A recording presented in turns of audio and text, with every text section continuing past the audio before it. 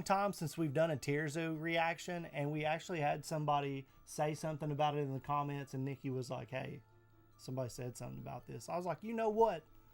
There's one of these that I saw that I know that we would have fun watching because we're both kind of fans of crows. I think I'm more They're of a interesting. fan than you, because I said that I would have them and you acted like I was crazy. Yeah, because they scare me, but I still think they're cool.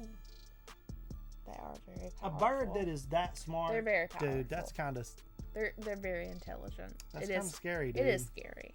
I mean, if But they... if you're on their side... I'm not trying to be on their shit list, but you know how dumb I am. What if I step on their favorite twig or something? Or like they see me eating sunflower seeds or like Cheetos or something. Grudges, but I don't know if it's like that bad. It's like if you go out of your way and try to like kill one of them, then they're like, that motherfucker I don't know. Any bird that can hold a grudge. What if it was like, hey, I was going to shit there. You drove your car away. Nah, I mean, like, I just think, and maybe this is just human of me, I think that, you know, you have to like have some like ill will, you know? I don't know. But I do like The Crow, the movie, the original one. Brandon Lee died to make that film. It's a big deal. So, you know, and he's got like a crow that follows him around. That's how he can see like down on the city and shit. Like I always thought, man, that would be badass, you know. What? It's just kind of irrelevant, but yeah. Well, it's like why I think crows are cool. Other than that, I would just be like, damn, these things like eat French fries in the parking lot, and then they'll fuck with your car and like be mad at you if you do something wrong. They can talk. Yes, I know. That's crazy. It always freaks me out when birds can do that. Yeah. They're really smart, and they're like shiny things, and they bring you. I think that like having like a bird colony outside that would bring me things, and then I would feed it like the crazy pigeon lady from Hey Arnold. Yeah. Like I would be that, as long as I couldn't get like diseases, but that would happen. There's no doubt that crows are interesting, but are they OP? We will find out in this tierzoo video. All right. You ready? Let's go. Let's check it out. They've already lost. They just don't know Is it. it a vulture? Hit him from behind. Stop looking at me. Attack! Save it for the enemy. We've lost Rebel control base. of the command post.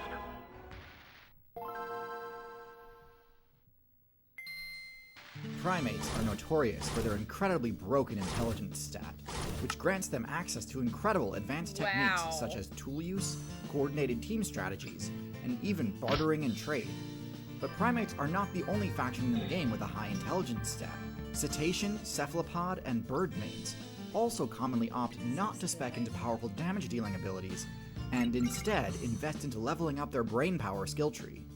While this does seem like a risky choice, leaving the player more vulnerable in direct 1v1 combat, in actuality this often results in a much less risky playthrough, as the player's intelligence opens up more options for them to progress that don't require winning in combat.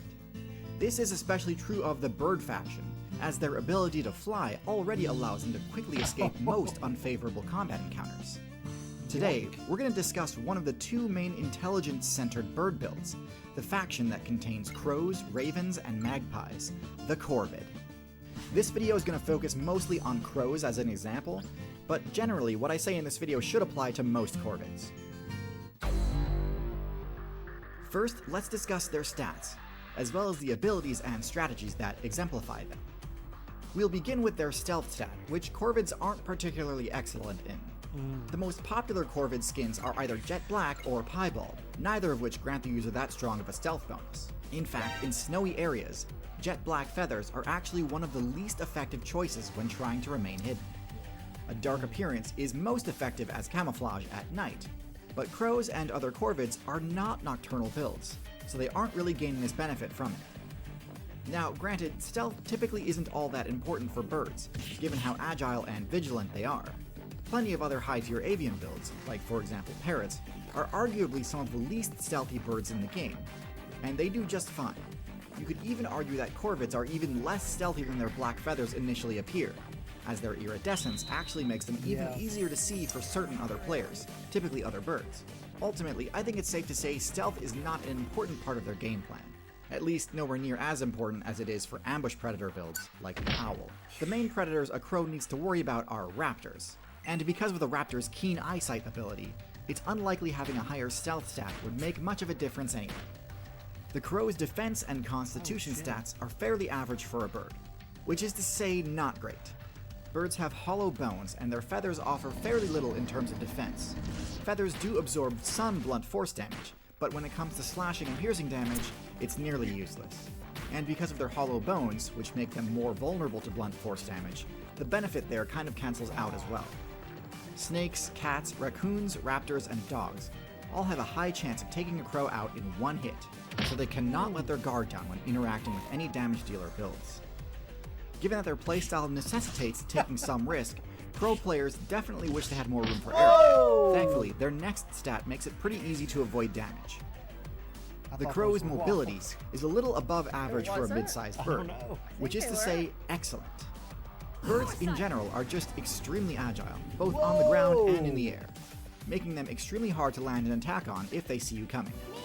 Some bird builds, like geese and junglefowl, require significant startup in order to get airborne, meaning that they can't rely on their flight to escape danger if the danger is already right in front of them.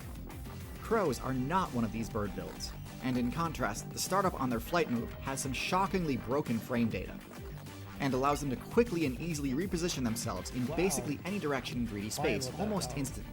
This makes their ability to dodge attacks one of the best in the entire game, and makes what would normally be fairly dangerous positions, such as right next to a powerful predator, quite safe as long as the corvid doesn't use any laggy moves. This synergizes well with the corvid's combat moveset, as we'll discuss in a moment. Corvids are blessed with many high stats, but power is not one of them. Their ability to deal damage is one of the weakest in their weight class, as their only attack option is a simple pecking strike. This move has quick startup and very little end lag, but its damage is egregiously low. Simply attacking with this move will deal minimal damage to anything larger than an insect. Most players will be able to ignore this attack's damage.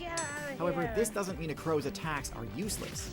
It just means they've got to be clever about how to use them. A well-placed peck can provoke an attack, and if you're able to move out of the way quick enough, the enraged player will end up being forced to lash out at whoever just happens to be nearby, and create an opening for the corvid player to capture an objective, steal some loot, or escape trouble. It might seem like a jank strategy, but really this is the bread and butter of corvid gameplay, and can lead to massive swings in advantage. The chance to afflict the enraged status effect scales with the user's intelligence stat, so the reason this strategy works so well is that the corvid's intelligence stat is ridiculously high for a non-primate build. Corvids are tied with parrots for the highest intelligence stat in the entire avian faction. And in addition to enabling the goading strike moveset, having high intelligence grants corvids access to a lot of other powerful techniques too, including the ability to use tools. Tool use is one of the most notoriously powerful abilities in the entire game, and in crows this is no less true. By using hook-shaped wooden sticks, crows can score kills on grubs that are normally safe from everything except for woodpecker attacks. And given how many expensive niche perks woodpeckers need to spec into in order to perform these sorts of drilling attacks, the ability to bypass all of that investment while still gaining the same rewards is a huge boon to the crows. But high intelligence has far more benefits than just allowing crows to copy the success of hyper-specialized builds. Arguably the most important benefit is team tactics. This is what allows baboons to fight off lions, what allows ants to bring down tarantulas, and what allows wolves to prey upon bison. When crows work together, they can capture territory and control points of interest that they'd otherwise be helpless to defend. They can even rescue each other from what would otherwise be guaranteed lethal attacks, using a tactic called mobbing. Mobbing is a strategy most commonly seen in birds, consisting of bombarding a single target with a barrage of both physical and sonic attacks. On their own, these would be easy to shrug off, but when you're getting pecked at and screeched at from all directions at once, it inflicts heavy physical and psychic damage. This is what allows social corvids, like magpies and crows, to successfully chase away predators several times their size. Ravens, on the other hand, tend not to really need the help, as they're large enough to handle most opponents one-on-one, but can still team up in order to lock down a good source of carry-on. Alternatively, they may even ally themselves with wolf players, leading them to a carcass and letting them do the work fighting off their competition before sharing in the rewards. Anyway, that's a basic overview of the corvid build. Now let's talk about their matchups. The Corvid matchup chart is heavily dependent on how effective their goading strike and mobbing techniques are against a given target. Luckily, because of how high the Corvid's intelligence stat is, the list of targets goading strike works against is quite long. It is best against builds with lower intelligence stats. Things like vultures, things like reptiles, and things like rodents. What's more, this technique even works on one of the Corvid's 2 primary threats, feline builds. Deadly as cats are, they're often quite reactive and easily aggroed, so Goading Strike is the perfect tool to redirect their ferocity. This move is admittedly less effective against the Corvid's other main concern, raptors. However, thankfully the mobbing technique is quite effective against raptors, so for both of their main threats, the Crow players have options. The only builds these techniques aren't that effective against are other high intelligence builds, such as monkeys and parrots. Because of their extremely strong social bonding and top-tier intelligence stat, parrots are highly resistant to psychic damage and do not turn on each other easily. In fact, when pestered by a Corvid, they are likely to defend each other fiercely using their own, more powerful beaks and louder shrieks. One-on-one, they're fairly evenly matched, so it tends to just come down to size. But in groups, Corvids tend to have difficulty forcing parrots away from an objective. As for monkeys, their higher HP allows them to more easily ignore the pecking attacks of a crow, and they're used to getting their tails tugged all the time by their own party members, so a crow doing it is unlikely to provoke a punishable response. Crows and parrots have an interesting dynamic. I've said in previous videos that I believe parrots to be the more viable build. They have higher dexterity with their beaks, their sonic shriek attack is incredibly effective, they're more social, and arguably more intelligent even. And yet, of the 2 most intelligent bird builds, there's no denying that in the city biome, Corvids are much more successful. I think the reason for this is that even though parrots are indeed more powerful on their own, and are better at using most tools than crows are better at using the most important tool, other players. From provoking attacks and redirecting aggression, to using passing vehicles to deal damage for them and unlock high-value loot, Corvids are the best of the best when it comes to using other builds' strengths to cover for their own shortcomings. And if the human build's dominance is any indication, co-opting the strengths of less intelligent builds is one of the strongest strategies you can possibly execute in the game. And it's for this reason that Corvids sit proudly in S tier. Damn. Speaking of builds with a high success rate within the city biome, another creature that thrives in cities is the centipede. Ew. With their quick, twitchy movement and flat shape, they have no trouble weaving through all of the nooks and crannies common in urban environments. This is the subject of my next video, which will be out on YouTube in a month or so. I hate centipedes. I hate centipedes. I used to like try to catch them and stuff back in the day, so I don't have a huge problem with them really. Flip over, like center blocks and stuff to try to find like roly-polies. But sometimes there would be a centipede, and I would be like, just freak out. Like, no. Not your thing. No. I hate them. Yeah. I was in the dark about the whole them antagonizing other animals to fight each other. That's crazy. They're manipulators too. Yeah, they really are. See? They are. I'm scared. They're manipulators. They're the ones in charge. They're the deep state.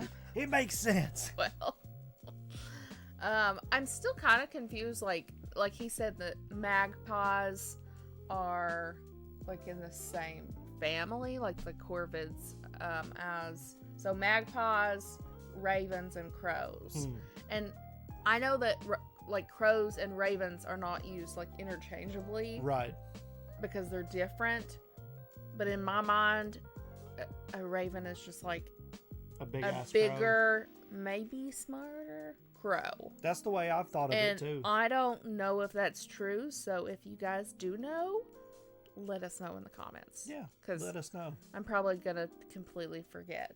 Me too. And not Google it. So yeah, that's helpful.